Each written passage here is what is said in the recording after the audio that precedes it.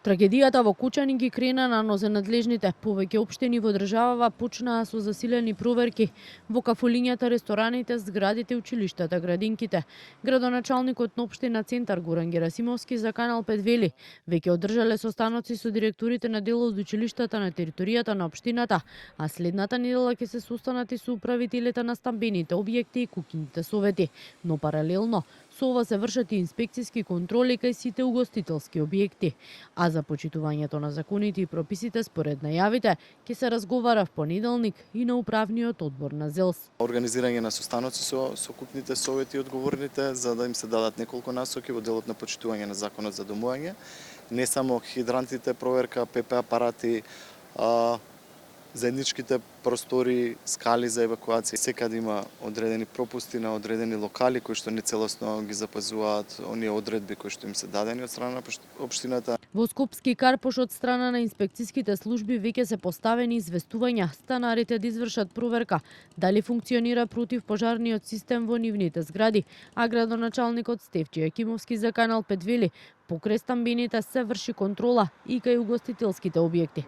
Од досегашните контроли вели, состојбата е разочарувачка. Готово да нема во ниту една зграда, да речеме, противпожарно црево или доволно апарати за гасење на пожар, или пак противпожарните скали, најчесто граѓаните ги зафаќаат или пак ги затвараат. Бараме сето тоа да се тргне како би можеле степенот на противпожарна заштита и мобилноста на станарите да го дигнеме на повисоко ниво. Граѓаните кои ги анкетиравме велат во зградите каде што живеат цревата од хидрантите се украдени, ПП апарати нема, а заедничките простории или се пренаменети или се користат како остави, а унаму каде што ги има, слична е состојбата и со противпожарните скали. Имаше порано дека беше се вршеше технички преглед и инженерите се вршеле тоа, се изгуби. Хидранти нема, тоа одавно нема, а најголем проблем е кровот. Тоа е азбестен кров, преку 30 години, 25 до 30 години веќе азбестот влегува и доаѓа до карцином. Не гледам ни место кај биле ставени, тие треба да имаат да се на штрафови над некој држачи. Че има трак негде низ по улазот по скалите, не сум видел. Тешко да има, не знам, може цревата се покрадени, а и хидрантите може постојат. Зградата е 4-катна, но нема хидранска мрежа за жал, нема ни ПП апарати, така да тоа е состојбата. Вчера министерот за транспорт Александар Николовски информираше дека во тек е проверка на сите лиценци кои се издале од министерствата и институциите.